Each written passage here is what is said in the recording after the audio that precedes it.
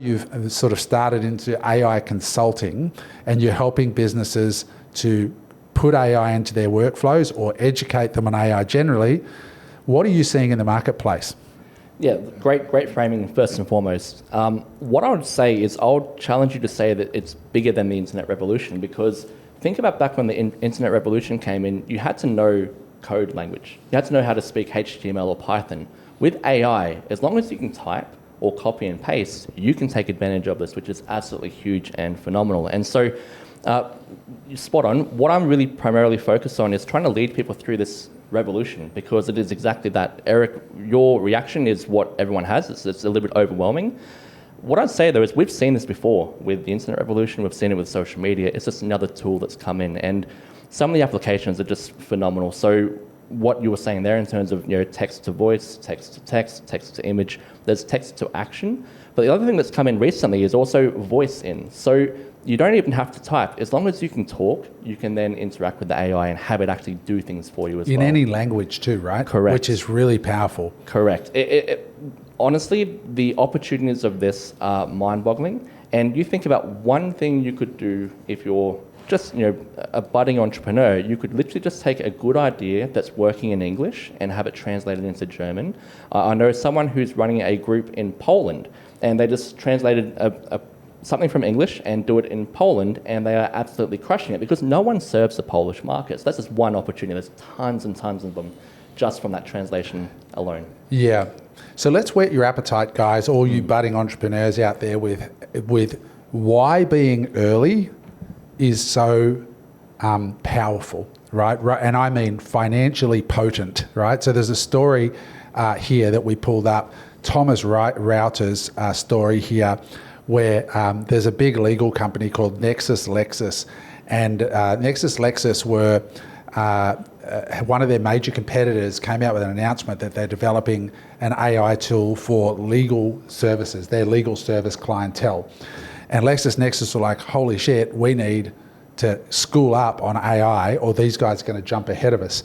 They found this relatively small company doing 10 million in gross revenue, right? So it's not a big company, right? $10 million in gross revenue that had developed 8 chat GPT prompts that they actually patented, or proprietary prompts that they protected somehow. Obviously they're lawyers, so they figured out how to do that. And so they created these 8 chat GPT prompts that enabled lawyers to use chat GPT in a way that was really, really powerful. This startup, as you can see from the Thomas Rauter story, was acquired by Lexis for $650 million US. And in the investor documents, they actually said that the reason that they acquired the startup for $650 million was to acquire the 8 proprietary chat GPT prompts, which is just absolutely phenomenal. Chris, you've got another great story. Was it Lenza? Maybe you could tell that story. And we just want to tell these stories to get you guys listening at the start, because it's extremely powerful when you understand and how simple these tools are to create. So tell us the Lenza story. So Lenza, if you cast your mind back perhaps 12 months ago on Instagram, anyone who was on Instagram saw this.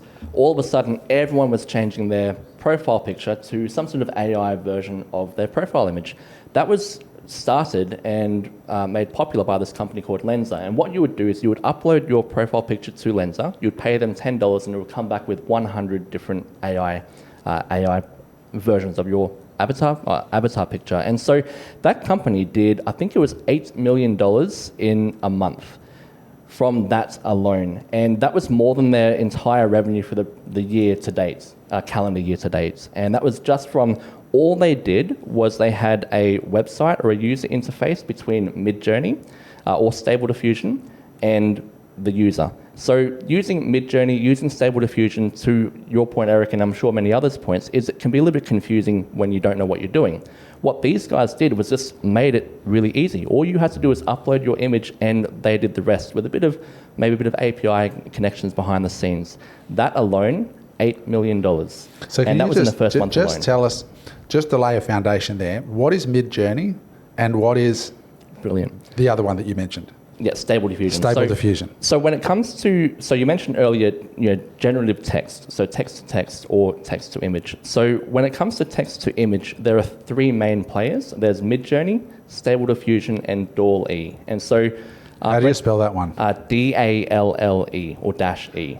And so those platforms are what most people use to do text to image. And so if you're using ChatGPT Plus, the premium version of ChatGPT, you get DALL-E as part of that process. If, however, you want to use Midjourney or Stable Diffusion, you've got to go to apps like Discord, which are a little bit confusing for people if you haven't used them before. And so those are those three platforms for the image generation.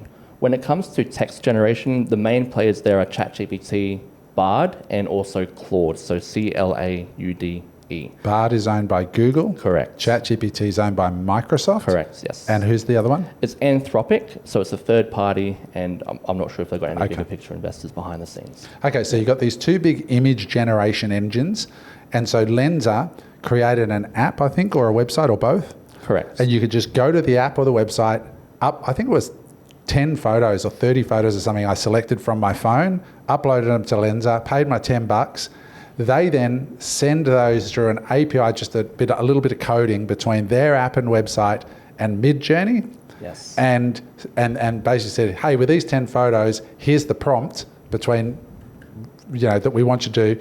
Midjourney then generates the new images, sends it back to the app. The app then notifies the customer, here they are. So they've just got a simple website or app that interfaces with the big engine. Correct. And are they paying Midjourney and these things for that service? Yeah, they would be. So with Midjourney, you've got to pay a subscription fee, and so they would be paying probably one of the premium tiers to get that. It's very minimal, so it's probably in the hundreds of dollars per month. And so Stable Diffusion, you do have a version of that where you can download it and use it for free. If they've done that, good on them. But the cost would be absolutely minimal. So out of $8 million, what do you reckon their cost of goods sold would be? Just guessing. A fraction. Let's just say less than 100,000. Way less than 100,000. Wow. Yeah, and that's a lot of customers at $10 for 8 million. So there's the popularity of that thing just went bonkers virally. I mean, that's a lot. Yeah, if you can find an application or a use case that is really powerful. But see, if you're smart, you would look at that and then you look at all the spin-offs. So I don't know if you've seen it, where you turn yourself into a pet, or you upload your pet photos and it turns into Disney characters or superheroes. And so you can take that original idea and just think, okay, I'm going to use this particular niche or space. Cass and I did one the other day where you upload a photo of your pet and then you can choose from like 20 songs, and you got Barry White singing, like the dog singing a Barry White song. And it's so cool, right? You just sit there, it's childish, but it's fun, and it's super viral, and people send it to all their family. Oh, where'd you get this done? And then they go and make it of their dog. So there's all sorts of applications there, and you don't need to make 8 million. You might make 80 grand off 10 of them. And you look at things like this, like they're fun, they're a bit kitsch, they're not really solving a real world problem. But people, from the virality nature, they're great.